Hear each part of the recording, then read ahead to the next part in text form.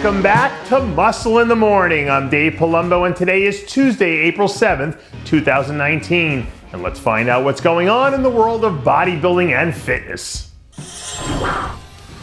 You guys remember that old LL Cool J song, Doing It Well? Well, I think Missy Farrell should get one of those portable Beats by Dr. Dre speakers and play it at max volume every time she walks into the gym.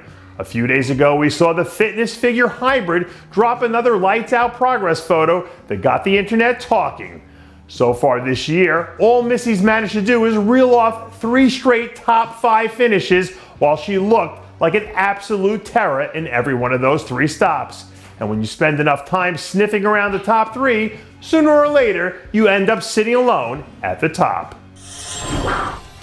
You can't call yourself a fan of the 90s hip-hop if you don't love the song Mo Money, Mo Problems by the late great Notorious B.I.G.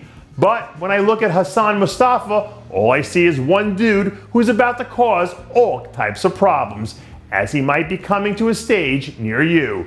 Recently we saw the rookie standout post up a few updates from his home base out at Oxygen Gym, where phase 2 of his prep program seems like it's about to kick off. For a guy with his size, the biggest key for Hassan at this point in his career is to focus on locking down his conditioning. So as long as he doesn't get too crazy trying to fine-tune the process, I expect to see him make some improvements the next time out. In the past, I've been accused of having one of those faces that just looks mean from a distance, even if I'm not upset. But if that's what people think about me, I can only imagine what it must be like to be a 16-year-old kid in the gym thinking about starting up a conversation with Charles Griffin. A few days ago, we saw another update from the Griffin camp where we catch the man with the meanest scowl in the game showing off his midway conditioning. Over the last 3 years, this guy's put on an insane amount of muscle, but he really hasn't had to sacrifice a whole lot of conditioning. So, as long as he can keep whittling it down step by step, it isn't hard to see a scenario where he winds up back on the Olympia stage.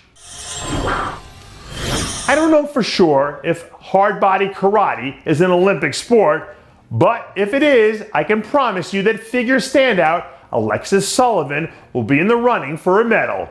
Right before the weekend hit, we saw another update from the sophomore sensation. During last year's rookie campaign, Sullivan turned out to be one of the pleasant surprises of the season, and the conditioning that we saw from her now is a big part of the reason why. When she puts it all together, we've seen Sullivan be a one-woman wrecking crew. So if she can get back to that level again and stack a few new updates on top, she should be a factor again at some point here sooner than you think. I love all those nature documentaries on Netflix that are narrated by Sir David Attenborough. And I think somebody online should start a GoFundMe for Breon Ansley to see if we can't get Sir David to narrate his next training piece.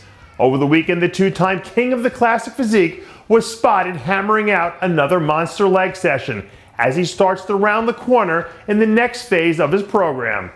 Bodybuilding is rare in the sense that we're used to seeing athletes go on extended runs as champions.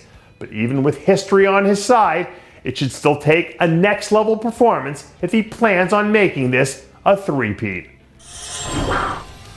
And that does it for yet another edition of Muscle in the Morning. I'm Dave Palumbo, reminding you to always be true to your passions. And make sure to follow us on Facebook, Twitter, and Instagram.